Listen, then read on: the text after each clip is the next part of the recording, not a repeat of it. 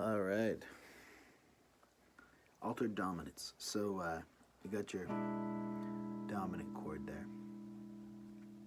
Root, seventh, third, fifth.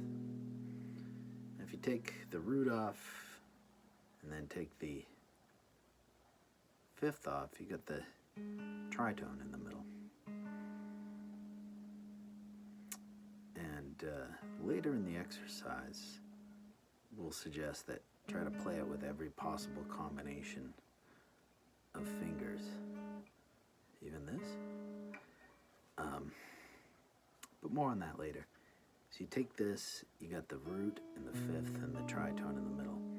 So you can't alter the tritone.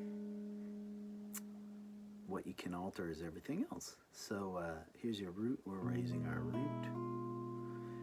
And that's a flat 9. It's a diminished chord.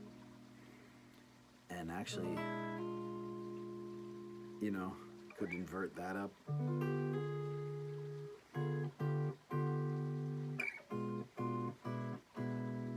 down.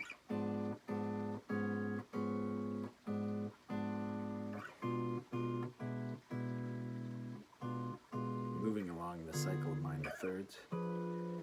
Due to the symmetrical nature of that chord, the inversions spell out the chord itself. So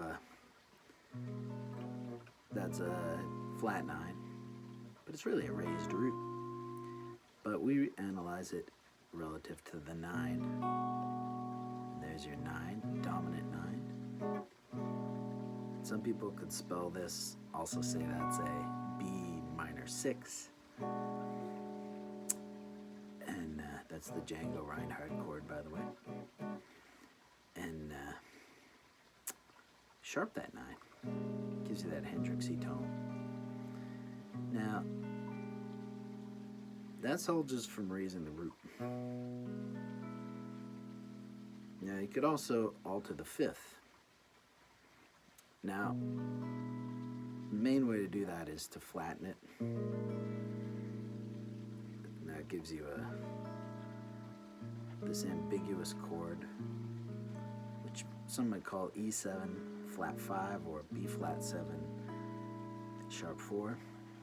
Same chord, and it lives in the whole tone scale. So if you're trying to move this thing around, it moves fret-wise. I wonder if you could bar that.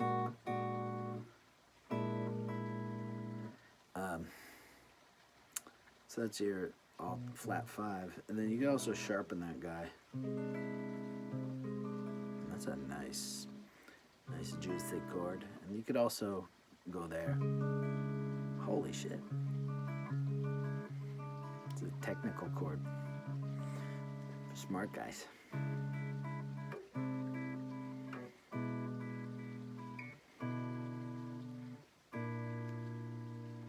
Then your 1 is A. You don't have to go to the 1. We're not playing jazz here. We're altering dominant chords. So, but more often than not, you would invert this if you wanted to play alterations with that tone. So you could move it. It's a B is a B. So you gotta kind of refinger it so that this covers the 7th, and then the pinky can go play the 5th of the chord.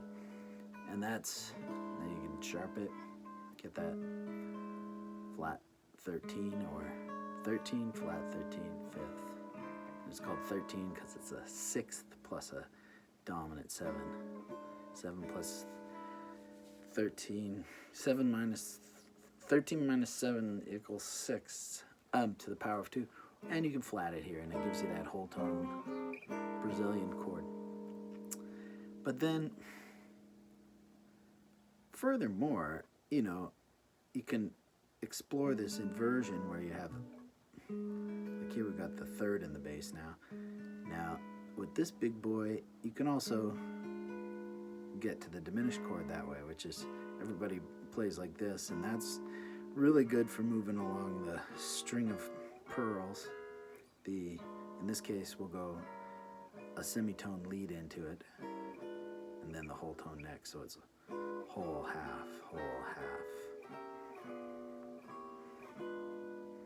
And you don't have to just do that kind of thing. You can just like raise that note or whatever note you want to raise a whole tone, like, ooh, this.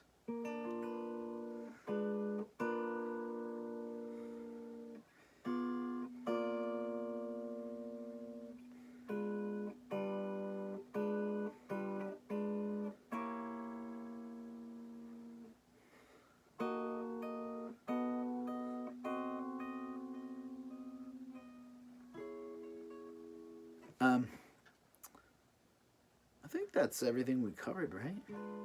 Oh no, so you're raising that, you get to diminish, and then you can have a natural 9, and that's like that. You could also call that a B minor 6 with the 6 in the bass. And then you can sharp that 9, and that gives you this guy. It's like a D chord on top with a diagonal underneath it. And this guy, once again, I think moves along the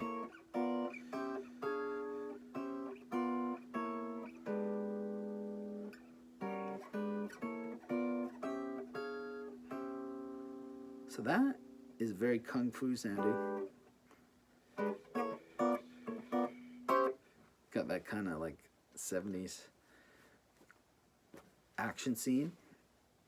Love that sound. And okay, I think that's everything to be covered. Oh no, there's more actually. You could alter, for example, raise your 5th and then raise your root. And you'd have a flat 9 and a flat 13 at the same time. But that sounds like a half diminished chord to me. So, where were we? We're here. Raising them both, nining this and having that or this. Ooh, there's the old.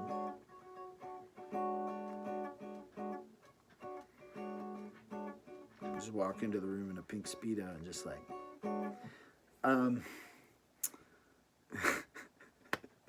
so, oh yeah, so what I was hinting at the beginning was, yeah, like if you could change, if the chord is this and you can change these 2 notes to basically anything they can reach almost, it means really it's just the tritone that is the defining, and it's not the root of the chord, it's the heart. It's the bloody heart of the chord. And it is dissonant, but how it works is these are the 2 equal halves of an octave. So it stands to reason that any one note will harmonize with one of the chords. Like if you play that, it clashes with that and then harmonizes with that. So you get that and so on. So furthermore, you could just grab a tritone and put a root, put that, and like that might be enough for an ensemble. And then likewise, you could just grab the 5th and play with that.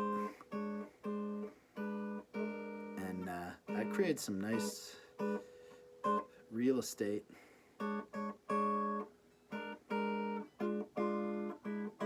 But then you don't want to go to the major 7, because that just sounds, or I don't know, you know what? That might be just the less, you'd have to work to find an application for that, you know? But like I could see in a film soundtrack.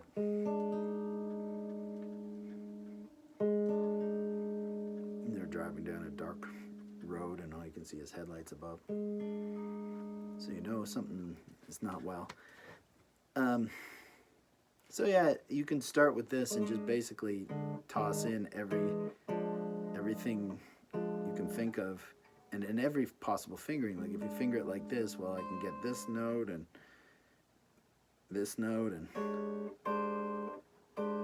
be the guy that plays those chords.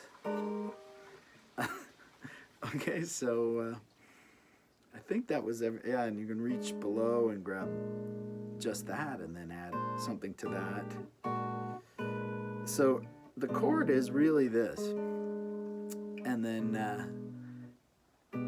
can just choose whatever, how much color you want. Oh yeah, throw a bar on there and just get like a bunch of.